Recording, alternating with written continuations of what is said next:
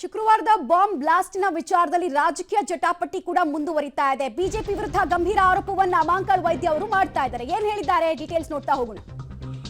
Rameswaram cafe blast ಬಿಜೆಪಿಯ ಕೃತ್ಯನ? ಇಂಥದೊಂದು ಪ್ರಶ್ನೆ ಹಾಗೂ ಅನುಮಾನವನ್ನ ವ್ಯಕ್ತಪಡಿಸಿದ್ದಾರೆ ಬಿಜೆಪಿ ವಿರುದ್ಧ ಮಾಂಕಾಳ್ ವೈದ್ಯ. ಚುನಾವಣೆ ಬಂದಾಗ ಬಾಂಬ್ಗಳು ಸ್ಫೋಟ ಆಗುತ್ತೆ, ಇದು ಬಿಜೆಪಿಯದ್ದೇ ಚುನಾವಣಾ ಸಂಚು ಅಂತ ಗಂಭೀರ ಆರೋಪ. ಬಿಜೆಪಿಯವರು ಚುನಾವಣೆಗಾಗಿ ಏನ್ ಬೇಕಾದ್ರೂ ಮಾಡ್ತಾರೆ, ಸಂಚನ್ನ ಯಾರು ಯಾವ ಪಕ್ಷದವರು ಮಾಡ್ತಾರೆ ಅಂತ ಎಲ್ರಿಗೂ ಗೊತ್ತಿದೆ ಅಂತ ಉತ್ತರ ಕನ್ನಡದ ಮುಂಡಗೋಡ್ನಲ್ಲಿ ಮಾಂಕಾಳ್ ವೈದ್ಯ ಅವರು ಸ್ಟೇಟ್ಮೆಂಟ್ ಅನ್ನು ಕೊಟ್ಟಿದ್ದಾರೆ. ಒಂದು ವೇಳೆ ನಿಮಗೆ ಗೊತ್ತಿದ್ರೆ, ಪ್ರೂಫ್ ಇದ್ರೆ ಅರೆಸ್ಟ್ ಮಾಡಿ. ಬಂದ್ಗಳಿಗೆ ಇಲ್ಲಿ ಬಾಂಬ್ ಯಾರು ಹಾಕ್ತಾರೆ ನಿಮಗೂ ಗೊತ್ತಿದೆ, ಎಲ್ಲರಿಗೂ ಗೊತ್ತಿದೆ. ಯಾರ ಹೆಸರು ಯಾರು ಹಾಕೊಂಡು ಯಾರ್ಯಾರ ಹೆಸರು ಹೇಳ್ತಾರೆ, ಯಾವ್ಯಾವ ಪಕ್ಷದ ಹೆಸರು ಹೇಳ್ತಾರೆ ಅಂದೇಳು ನಿಮಗ್ ಗೊತ್ತಿದೆ. ಮತ್ತೇನಾದ್ರು ಒಂದ್ ಸೃಷ್ಟಿ ಮಾಡ್ತಾ ಇರ್ತಾರೆ ಬಿಟ್ರೆ ಬೇರೆ ಏನೂ ಇಲ್ಲ.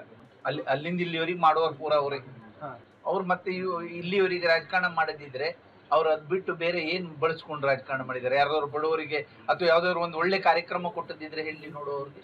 ಇಲೆಕ್ಷನ್ ಬಂದ್ಗಳಿಗೆ ಇಲ್ಲಿ ಬಾಂಬ್